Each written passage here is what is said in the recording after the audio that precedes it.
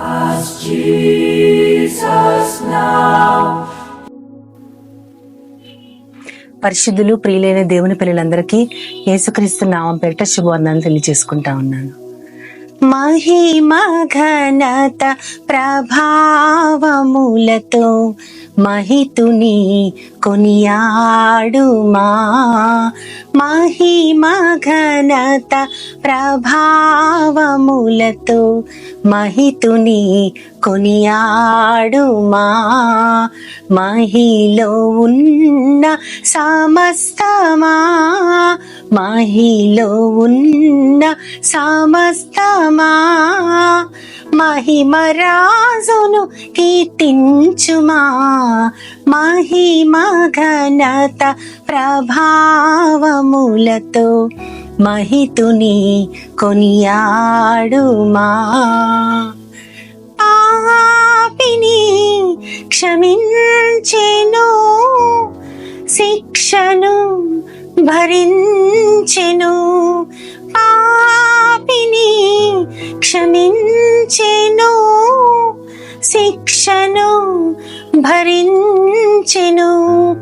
ఆ సిల్వ శ్రమను యేసే, ఆ సిల్వ శ్రమను యేసే నీ కొరకే పొందెను.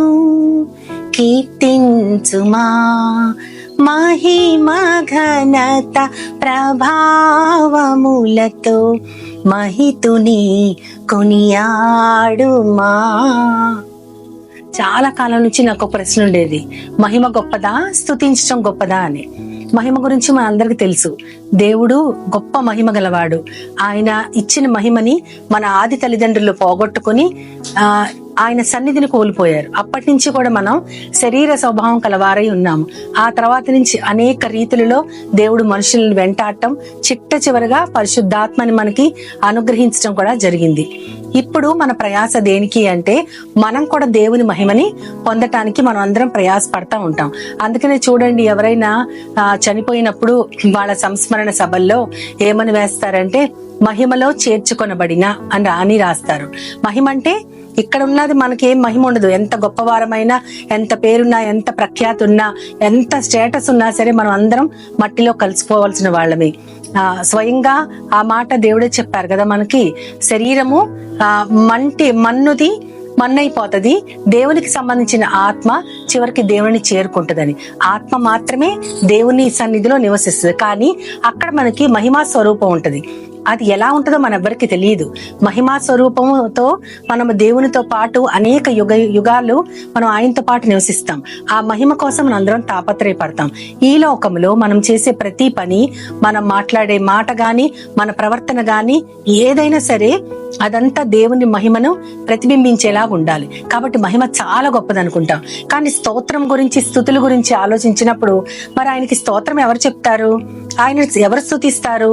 మనకి యేసుక్రీస్తు వారు గాడిదెక్కి మట్లాది వారు నాడు ఆ పట్టణంలోకి వచ్చినప్పుడు చాలా మంది హల్లెలూయా హోసన్నా అని అరుస్తా ఉన్నప్పుడు అక్కడ ఉన్న పరిచర్యలు శాస్త్రులు ఏమంటారంటే, ఎందుకు వాళ్ళు అట్లా అరుస్తున్నారంటే, యేసుక్రీస్తు వారు ఒక మంచి మాట చెప్తారు, వాళ్ళు అరవకపోతే రాళ్లు నన్ను స్తుతిస్తాయి అంటారు. అంటే ప్రాణం లేని రాళ్లు దేవుని స్తుతిస్తాయి, కీర్తిస్తాయి. ఇంకా మనం ఎందుకండి, మనం ఎంత సిగ్గు పొందాలి. మనం దేవుని స్తుతించకపోతే రాళ్లకి నోళ్ళు వచ్చి దేవుని స్తుతిస్తాయంట. అంటే ఎంత గొప్ప మాట అది. ఇప్పుడు మనం ఆలోచిస్తే స్తుతి గొప్పదా, మహిమ గొప్పదా అంటే, స్తుతించే మనుష్యులు ఈ లోకం నుంచి దేవుని మహిమకి చేర్చుకొనబడాలి. కాబట్టి ఈ లోకంలో దేవుని స్తుతించడం అనేది ఒక నిత్య కృత్యంగా, అది మన ఊపిరిగా ఉండాలి. అదే కీర్తనల గ్రంథము 8వ అధ్యాయము 2వ వచనంలో చెప్పబడింది. అక్కడ ఏమని ఉంటుందంటే, నీ శత్రువులను, నీ మీద పగ తీర్చుకునే వారిని అందరినీ మాన్పివేయటానికై నీ విరోధనలు బట్టి బాలుర యొక్క చంటి బిడ్డల యొక్క స్తోత్రములతో నువ్వు ఒక దుర్గాన్ని స్థాపిస్తావు. దుర్గం అంటే ఒక కోట. అంటే చిన్న పిల్లలు, చిన్న బాలురు వీళ్ళందరూ కూడా దేవుని చెప్పే స్తోత్రాలతో ఒక పెద్ద కోట వస్తదంట. అంటే అది ఎంత గొప్ప. ఆ కోట ఎలాంటిదంటే, శత్రువులు పగ తీర్చుకునే వాళ్ళు కూడా దానిలోకి రాలేరు. అంటే కేవలం దేవుని స్తుతించడం ద్వారా మనకు ఒక దుర్భేద్యమైన కోట మన చుట్టూ కట్టబడుతుంది. దానిలోకి అప్పుడంటే ఆ కాలంలో రాజులు ఉన్నారు కాబట్టి శత్రువులు ఉండేవారు. ఇప్పుడు మనకి శత్రువు ఎవరంటే మనందరికీ కూడా అపవాదే గొప్ప శత్రువు. ఆయన మనల్ని మన దగ్గరికి రాకూడదు, మనల్ని అంటకూడదంటే కేవలము ఆయన స్తుతించడం తప్ప మనం చేయాల్సింది ఏమీ లేదు. ఇప్పుడు చాలా మంది వాట్సాప్ లో పంపిస్తూ ఉంటారు, ఫార్వర్డ్ చేస్తూ ఉంటారు. అందులో ఒక మాటను నేను చూస్తూ ఉంటాను, స్తుతిస్తే నీ స్థితి మారిపోతుంది అని. అప్పుడు చదువుతా ఉంటే నాకు ఆలోచన వచ్చిందనమాట. స్తుతిస్తే స్థితి మారిపోవడం అంటే నిజంగా అదే. ఆ స్తుతుల వల్ల ఒక దుర్గం మనం కట్టగలుగుతాం. ఆ దుర్గంలో మనం ఎంతో దేవుని ఆశ్రయించే దుర్గం అయిపోతుంది అది. ఆ స్తుతుల మూలాన కట్టబడిన ఆ కోటని ఎవ్వరూ అంటుకోలేరు.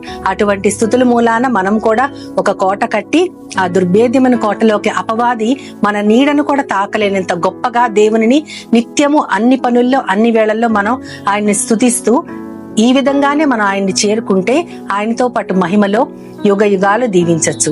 దానికోసం ఒక నిమిషం చిన్న ప్రార్థన చేసుకుందాం. మహాప్రభువా, మహోన్నతుడా, పరమ తండ్రి, నాయన, స్తుతులతోనే ఒక దుర్గం కడతాము. అది కూడా పెద్దవారి స్తుతులని చెప్పలేదు తండ్రి, చంటి బిడ్డలు బాలురు యొక్క స్తుతులని చెప్పారు తండ్రి. నాయన, అంత చిన్న బిడ్డలు స్తుతిస్తేనే ఒక దుర్గాన్ని స్థాపించగలవని చెప్పారు కదా. అటువంటిది మేమందరం ప్రవ్వా ఇంత పెద్ద వారము నిత్యము నేను స్తుతిస్తా ఉంటే ప్రవ్వా మా జీవితానికి ఏ లోటు ఉండదు. ముఖ్యముగా సాతానుని శీఘ్రంగా మా కాళ్ల కింద చితక తొక్కించేటంత శక్తిని మీరు మాకు అనుగ్రహిస్తారు. అటువంటి శక్తిని నాకు మాకందరికి దయచేయమని నీ ప్రియకుమారుడు నా ప్రియ ప్రభువైన యేసుక్రీస్తు ద్వారా కోరి ప్రార్థిస్తున్నాను. ఆమేన్, ఆమేన్, ఆమేన్. అటువంటి స్తుతుల ద్వారా ఒక దుర్గాన్ని స్థాపించాలని మీరందరూ కూడా అట్టి స్థితి చేరుకోవాలని దేవుని మనస్ఫూర్తిగా కోరుకుంటున్నాను. ఆమేన్.